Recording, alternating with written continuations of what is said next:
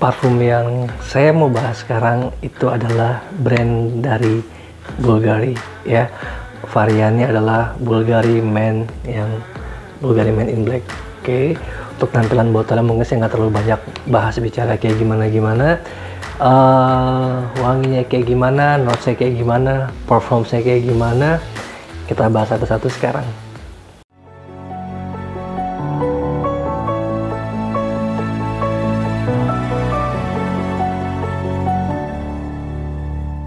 Bulgari Men in Black yang saya punya ini dia keluaran tahun 2014 ya.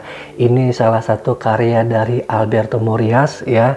Yang saya punya ini dia adalah batch di tahun 2018. Ini pembelian di Maret 2023. Jujur nih saya bukan beli, tapi ini adalah pengasih atau mungkin hadiah. Ini barang dari Korea, makanya di sini ada tulisan Koreanya, jadi saya juga nggak ngerti. Itu kan yang saya bisa pahamin adalah ini dia batch-nya tahun 2018 dengan konsentratnya adalah Eau de Parfum. Oke, saya mau kasih lihat teman-teman dulu spraynya kayak gimana ya. Untuk tampilan botol ya standar lah, kalian juga udah pasti tahu lah, ini bukan parfum yang baru. Oke, saya kasih lihat dulu teman-teman. Wah, ini spraynya bagus ya kan, dia soft, menyebarnya cukup baik. Ini nuansa wangi yang saya suka banget nih, wangi kayak begini nih. Kenapa saya suka ini lebih ada nuansa spicy, karena saya lebih suka nuansa spicy dan juga kesan boozy. Aduh, ini keren wanginya. Tapi ingat, karakter parfum yang kayak gini juga cocok-cocokan sih menurut saya. Nggak semuanya orang bisa suka untuk pertama kali nyium wangi seperti ini, karena dia karakter parfum yang spicy, boozy, woody, dan agak pahit gitu ya. Mungkin untuk akordnya kurang lebih seperti itu. Ada nuansa leathery-nya juga ya. Emang di fase terakhir ini kita bisa ngedapetin kesan powdery-nya juga ya. Itu didapat dari mana? Nah, notes-notesnya kita akan bahas. Pada saat kalian spray di awal ya, ini emang accord dari spicy-nya berasa banget ya. Spicy-nya di campuran rempah-rempahannya yang dimasukin di sini kecampur sama dari notes rum ya, minuman. Keren. Dan emang dia ada sentuhan tembakau yang bikin dia kayaknya herbal tembakau yang pahit, karena dia juga ada kesan woody-nya juga. Di bagian mid note-nya ini baru kita dapetin yang namanya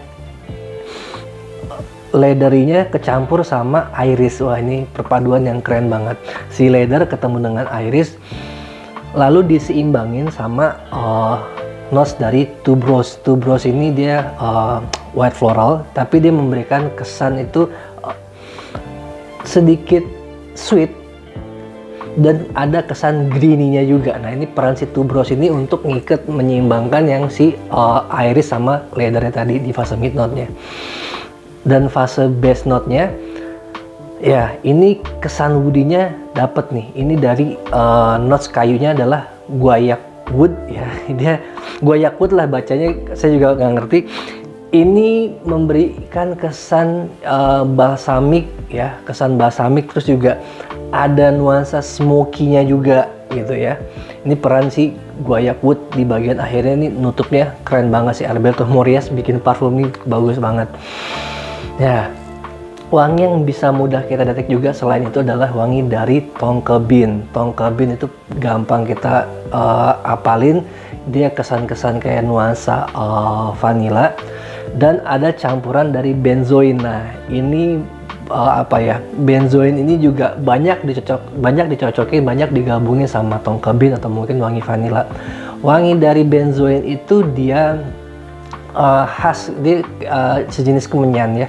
Tapi kalau misalkan kalian cium si benzoin ini, dia kayak vanilla atau mungkin kayak perpaduan kelapa yang agak-agak gosong. Nah, ini dia wangi dari si benzoin. Makanya wanginya si base note dari Bulgari Men in Black ini ditutupnya keren banget. Tapi balik lagi, parfum ini karakter yang wanginya boleh dibilang like and dislike. Kalau kalian suka dengan nuansa spicy, boozy, woody, leather yang ada sedikit kesan pahitnya, ini masuk banget ya.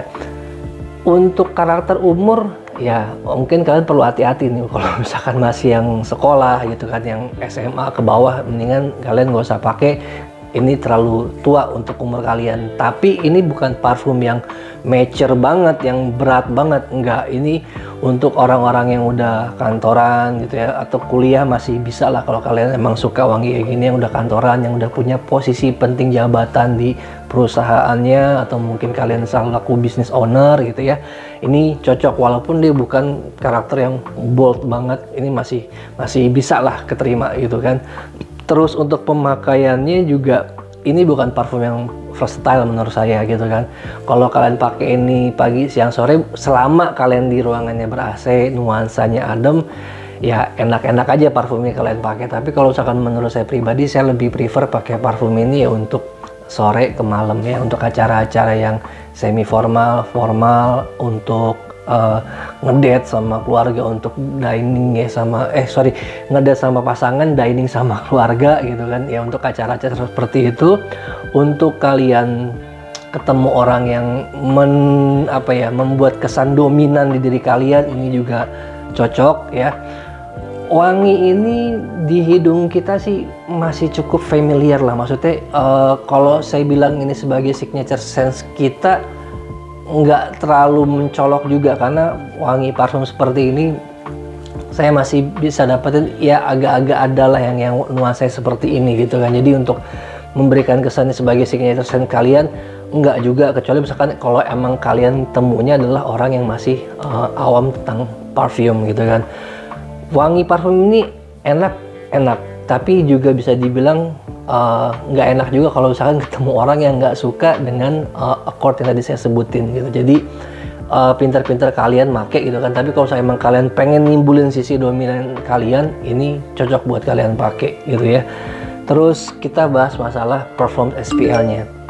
Dari perform SPL-nya ini biasa aja, bukan yang wah banget gitu kan. Dari segi shades-nya, pada saat kalian spray di ruangan kalian gitu ya, ini akan bertahan di ruangan kalian tuh mungkin kurang lebih 1 jam ya, dan tidak berpindah.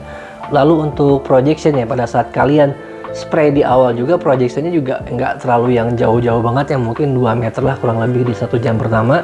Dan untuk longevity-nya ini hanya kisaran di angka 6 sampai dengan 8 jam ya.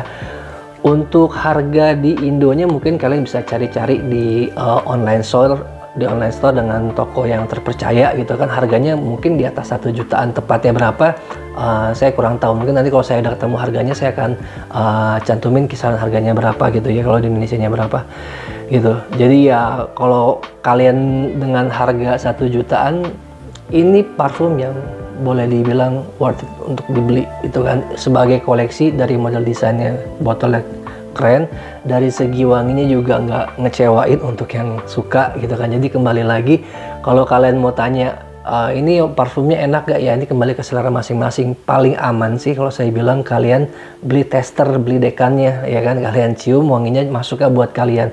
Kalau buat saya pribadi, saya suka wanginya ya, saya paling suka wangi spicy, ketemu wangi boozy ya, ada sentuhan tembakau, agak-agak smoky dikit, wah ini keren. Apalagi dia, kalau tadi saya baca nose per nose-nya, dia dapat itu mengkombinasiin di fase mid-nya, di fase base note-nya, bisa banget nih bikin racikan. Ya udahlah, namanya juga Arboretum Moyas ya kan, nggak usah diraguin lagi dia bikin parfum kayak gimana. Kurang lebih gitu aja dulu pembahasan dari saya tentang si Bulgari Men in Black ini. Sampai ketemu lagi pembahasan berikutnya. Ciao, see you.